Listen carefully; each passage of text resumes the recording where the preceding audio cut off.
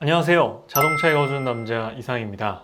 오늘은 8월에 출시 예정인 현대자동차의 기대작 신형 투싼 풀체인지에 대한 소식을 전해드리려 하는데요. 저는 제네시스 G80을 타기 전에 투싼 TL 모델을 4년 넘게 탔었는데요. 아직도 지금 투싼을 가지고 있습니다. 지금까지 투싼을 타면서 참 여러모로 만족도가 높았던 차량이 투싼이었는데요. 혼자 타고 다니기에 결코 작지 않은 크기와 그로 인해서 어디든 좀 부담 없이 다닐 수 있는 그런 적절한 차량 크기도 만족스러웠고, 막 타도 15 이상은 나와주는 디젤 엔진의 효율성과 7단 듀얼 클러치로 인한 빠른 변속감과 나름의 경쾌한 운전 재미도 있었고요. 그리고 지금 봐도 크게 질리지 않는 무난하면서 매력적인 디자인까지 투싼 TL은 참으로 많은 사람들에게 인기를 얻고 있고 지금도 인기가 이어지고 있는 모델입니다. 그런 투싼이 페이스리프트를 한번 거쳐서 8월에 풀 체인지 되어 나온다고 하니까요. 투싼 오너였던 제 마음이 뭔가 시원섭섭합니다. 그래서 풀 체인지 되는 투싼은 과연 얼마나 좋아지고 어떻게 바뀌는지 저 자동차에 거주는 남자와 함께 살펴보시죠. 오늘의 목차는 4가지로 준비해 봤습니다. 첫 번째로는 새롭게 바뀌는 투싼 풀 체인지의 특징은 대표적으로 어떤 것이 있는지 말씀드리고요. 두 번째로 신규 파워트레인은 어떻게 구성되는지와 세 번째, 가장 큰 관심사 중에 하나인 투싼은 과연 얼만큼 커질 것인가를 경쟁 모델과 함께 비교를 통해서 살펴보고요. 마지막 네 번째로는 인테리어 특징에 대해 간략히 말씀드리겠습니다. 먼저 첫 번째로 투싼 풀체인지 특징을 살펴볼게요.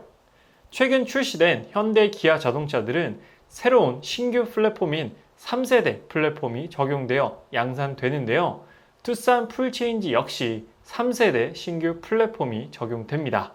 현재 제가 타고 있는 제네시스 G80도 3세대 플랫폼이 적용되었고 최근 시승했던 산타페 페이스리프트 또한 페이스리프트로는 이례적으로 3세대 플랫폼이 적용되었죠. 개인적으로는 새로워진 플랫폼에 대한 만족도가 괜찮은 편인데요. 신규 플랫폼 적용으로 인한 이점으로는 충돌 시에 안전성이 강화되었고요. 더욱 커진 차체로 인한 거주성도 확보되었습니다. 그리고 낮은 무게중심을 통한 주행 성능 또한 개선되었고요. 제가 가장 마음에 드는 부분 중 하나가 바로 이 부분입니다. 무게중심이 낮아졌다는 부분은 타면 탈수록 만족스러운 부분이기도 하고요. 그리고 하이브리드 파워트레인이 확대 적용 가능해졌습니다. 경량화를 통한 효율성까지도 증대되었죠. 플랫폼 하나 바꿨을 뿐인데 전반적인 차량의 거의 모든 특징에 영향을 주는 모습인데요. 그만큼 중요한 것이 바로 차량의 플랫폼입니다. 투싼 풀체인지의 3세대 플랫폼 적용은 정말로 반가운 부분이죠. 이어서 몇 가지 특징을 더 살펴보겠습니다. 3세대 플랫폼 적용에 이어서 가장 반가운 소식이 아닐까 싶은데요. 기존 디젤과 가솔린 파워트레인에 추가적으로 하이브리드 파워트레인이 출시된다고 합니다. 기아 소렌토에서 출시되었던 하이브리드와 같은 엔진으로 적용된다고 하는데요. 신형 산타페 페이스리프트 모델에 올해 안으로 하이브리드 적용 계획이 없다고 하니까요. 하이브리드 SUV를 기다리시던 고객들에게는 정말로 반가운 소식입니다. 소렌토는 하이브리드 혜택을 온전히 받지 못했지만 투싼은 그 부분을 확실하게 보완해서 나오지 않을까 싶은데요. 저도 지금 투싼 풀체인지 하이브리드 계약을 생각하고 있습니다. 지금 처음 말씀드리는 건데요. 기존의 투싼에 대한 만족도가 높았고 하이브리드 파워트레인도 매력적일 것 같아서 지금 계약을 고려하고 있습니다. 많은 분들에게 또 정보를 전달드리기에도 좋은 차량인 것 같고요. 여튼 하이브리드가 출시되지만 플러그인 하이브리드나 순수 전기차 출시 계획은 없습니다. 더불어 7인승 모델 또한 출시되지 않죠. 투싼 7인승은 수요도 없을 뿐더러 공간적으로도 전혀 메리트가 없어 보이기 때문에 7인승 모델은 출시되지 않습니다. 그리고 고성능을 좋아하시는 분들에게는 좋은 소식인데요.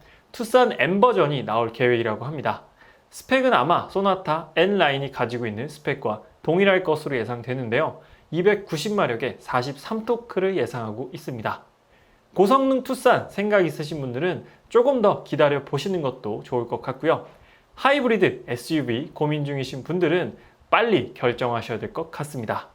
요즘에 현대차들은 빨리 계약 안 하면 보통 4, 5개월 정도 되기는 기본이라서 제가 지금 그랜저 하이브리드도 알아보고 있는데 그랜저 하이브리드도 지금 계약하니까 4, 5개월은 기다려야 된다고 하더라고요. 그래서 투싼 하이브리드도 계약하게 되면은 사전 계약을 넣어 놓을 생각입니다. 두 번째로는 파워트레인에 대해 말씀드리겠습니다. 기존에는 세 가지의 라인업으로 구성되어 있었어요. 1.6 디젤과 2.0 디젤, 그리고 1.6 가솔린 터보. 가솔린은 1.6 터보 단일 트림이었습니다. 그래서 투싼 TL은 이렇게 세 가지 트림이었는데 이번에 투싼 NX4로 풀 체인지 되면서 파워트레인 라인업에 변경이 있습니다. 일단 2.0 디젤을 기본으로 가져가고요. 디젤은 2.0 디젤 하나입니다. 그리고 1.6 가솔린 터보도 그대로 가져갑니다. 그리고 많은 분들이 기대하고 계시는 하이브리드 모델은 1.6 가솔린 터보 기반의 하이브리드 모델이다라고 보시면 됩니다. 그래서 디젤 한 가지, 가솔린 한 가지, 그리고 추가된 하이브리드 한 가지, 이렇게 세 가지 파워트레인이 추가된다라고 보시면 될 것 같고요.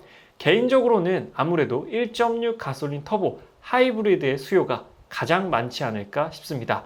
그랜저 하이브리드와 소렌토 하이브리드로 미루어 봤을 때 투싼 1.6 하이브리드 모델도 굉장한 인기를 끌 것이라 기대됩니다. 새롭게 적용되는 파워트레인을 조금 더 상세히 살펴보겠습니다. 2.0 디젤과 1.6 가솔린 터보, 1.6 가솔린 터보를 기반으로 한 하이브리드, 이렇게 세 가지가 출시된다고 말씀드렸는데요. 이건 확정입니다. 이렇게 기억을 하시면 되고요. 변속기의 조합은 2.0 디젤은 8단 자동 변속기와 결합되고요. 1.6 가솔린 터보는 7단 듀얼 클러치 트랜스미션, 7단 DCT와 결합이 됩니다. 그리고 1.6 가솔린 터보 하이브리드는 6단 자동 변속기와 결합이 되는데요. 제가 기존에 타던 투싼이 7단 DCT였습니다. 7단 DCT의 장점은 이제 변속도 빠르고 나름의 운전에 재미가 있다는 게 장점이었는데요. 그에 반해서 단점이 너무 선명했습니다. 저속에서의 꿀렁거림이 너무 심했기 때문에 아마 투싼 오너분들은 공통적으로 경험하고 계신 그런 부분일 겁니다. 그래서 1.6 가솔린 터보와 7단 DCT의 결합은 조금 제 개인적으로는 7단 DCT의 그런 단점 때문에 그렇게 추천드리진 않아요. 다행인 부분은 1.6 가솔린 터보 기반의 하이브리드가 6단 자동 변속기와 결합된다는 것입니다. 지금 그랜저 하이브리드가 6단 변속기와 결합이 되어 있죠. 그렇기 때문에 저속에서의 꿀렁거림이라든지 연료 효율에 있어서는 크게 걱정 안 해도 될 것 같습니다. 그래서 제 개인적으로는 1.6 가솔린 터보 하이브리드와 6단 자동 변속기 조합 괜찮은 것 같고요. 출력을 한번 살펴볼게요. 2.0 디젤 8단 자동 변속기는 186마력에 41토크가 예상되고요. 1.6 가솔린 터보의 7단 DCT는 177마력에 27토크를 예상하고 있습니다. 그리고 1.6 가솔린 터보 하이브리드와 6단 자동 변속기 조합은 230마력에 35.7토크는 이제 합산 출력입니다. 그래서 출력도 역시나 하이브리드가 모터와 같이 결합되기 때문에 가장 높은 출력을 가지고 있어요. 이건 아직까지 예상이기 때문에 조금 바뀔 수 있다는 부분을 감안하시면 좋을 것 같고요. 이 정도가 나올 것 같다라고 보시면 될 것 같습니다. 그래서 여러모로 하이브리드가 참 매력적이다라고 생각이 듭니다. 역시나 하이브리드는 또 주차비 혜택이라든지 여러 가지 저공해 차량 혜택도 받을 수 있고 세제 혜택까지도 이번에 노려볼 수 있기 때문에 비용적인 부분이라든지 이런 출력적인 부분 그리고 연비적인 부분에서도 최소 17 이상은 나와주지 않을까 싶습니다. 잘만 하면 20 이상도 기대해봐도 좋을 것 같아요. 그렇기 때문에 종합적으로 봤을 때 1.6 가솔린 터보 기반의 하이브리드가 가장 매력적인 선택이 되지 않을까 싶습니다. 다음으로는 차량 크기를 한번 살펴볼게요. 과연 투싼이 풀체인지 되면서 얼마나 더 커질 것인가에 대한 궁금증 많이 갖고 계실 텐데요. 한번 경쟁 모델과의 비교를 통해서 살펴보겠습니다. 비교 대상으로는 투싼 TL, 현재 판매되고 있는 페이스리프트 투싼과 투싼 풀체인지, 그리고 르노 삼성의 가장 큰 SUV인 QM6, 그리고 산타페, 페이스리프트 이렇게 4대의 차종을 준비해봤습니다.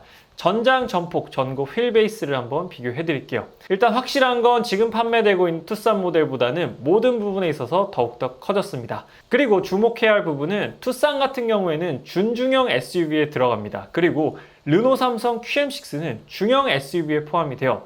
근데 전장, 전폭, 전고, 휠베이스를 비교를 해보면 전장 같은 경우에는 QM6가 조금 더 깁니다. 전폭은 투싼이 조금 더 넓어요. 그리고 전고, 높이는 5mm 밖에 차이가 안 나고요. 휠베이스, 실내 거주 공간의 기준이 되는 휠베이스는 투싼이 30mm가 더 넓습니다. 그렇기 때문에 중형 SUV인 QM6보다 준중형 SUV인 투싼이 좌우로 더 넓고 실내 공간도 더 넓은 그런 수치를 가지고 있다. 투싼이 대폭 커졌다라고 기억하시면 될 것 같습니다. 지금 판매되고 있는 투싼보다도 훨씬 커졌고 르노 삼성의 QM6보다는 전폭과 휠베이스가 더 넓다라고 기억하시면 되겠습니다. 하지만 산타페와 비교해 봤을 때도 크게 수치적으로 엄청난 차이를 보이진 않는다라고 확인해 볼 수가 있습니다. 일단 가장 놀라운 부분은 QM6보다도 좀 더 큰 크기를 가졌다라는 부분이 크기적으로 봤을 때 놀라운 부분이고요. 크기적으로 준중형 크기의 SUV를 보고 계신 분들에게 아쉬움으로 다가올 것 같진 않습니다. 충분히 적절한 크기라고 생각이 됩니다. 마지막 네 번째로는 인테리어 특징을 간략히 한번 살펴보겠습니다. 지금까지 공개된 내용이 그렇게 많지 않기 때문에 공개된 내용을 바탕으로 말씀을 드릴게요. 일단 핸들 디자인 같은 경우에는 포스포크 핸들이 적용되어 있습니다. 이 핸들은 신형 아반떼에서 우리가 확인해 봤던 그런 핸들 디자인이죠. 신형 아반떼와 전체적인 레이아웃은 거의 동일하다라고 보시면 되고요. 그리고 내비게이션, 중앙 디스플레이 같은 경우에는 매립형으로 되어 있습니다. 팝업형이 아니라 매립되어 있는 디스플레이로 되어 있고요. 기본은 8인치고 역시나 옵션을 추가하게 되면 10.5인치 적용이 가능하다라는 부분, 12.3인치는 아니고요. 10.25인치를 옵션으로 추가할 수 있다고 합니다. 그리고 팰리세이드나 산타페처럼 버튼식 기어 변속기 Shift by Wire 방식이 적용이 됩니다. 그래서 다이얼식이나 부츠 타입의 기어 변속기가 아니라 버튼식 기어 변속기가 적용이 된다라고 보시면 되고요. 그리고 휠베이스가 좀 전에 말씀드렸다시피 기존 투싼 대비 무려 65mm가 늘어났기 때문에 충분히 패밀리 SUV로 쓰기에도 전혀 부족함이 없는 크기다라고 생각이 됩니다. 그리고 준중형 SUV 모델이지만 동급에서 가장 고급스럽게 만들었다라는 것도 특징입니다. 기존의 투싼도 인테리어 디자인만 봤을 때는 그렇게 싼티나는 디자인은 아니었어요. 하지만 이번에는 소재라든지 인테리어 디자인에서 조금 더 고급감을 높였다라고 하니까 이 부분도 상당히 기대가 되는 부분입니다. 저도 지금 투싼 풀체인지 모델 하이브리드 계약을 고민하고 있는 소비자 중에 한 사람으로서 기대감을 상당히 많이 가지고 있는 모델입니다. 그래서 오늘은 8월에 출시가 예정되어 있는 현대자동차 투싼 풀체인지에 대한 간략한 정보를 전달 드렸는데요. 앞으로도 투싼 풀체인지에 대한 소식 여러분들께 꾸준히 전달 드리도록 하겠습니다. 제가 계속해서 말씀드렸지만 하이브리드가 꽤나 매력적인 선택권인 것 같습니다. 그래서 앞으로도 투싼 풀체인지에 대한 소식 자주 전달 드리도록 할 테니까요. 아직 자동차 읽어주는 남자 구독 안 하신 분들께서는 구독 한 번만 부탁드리도록 하겠습니다. 오늘 리뷰는 여기서 마치도록 할게요. 지금까지 자동차 읽어주는 남자 이상이었습니다. 시청해주셔서 감사합니다.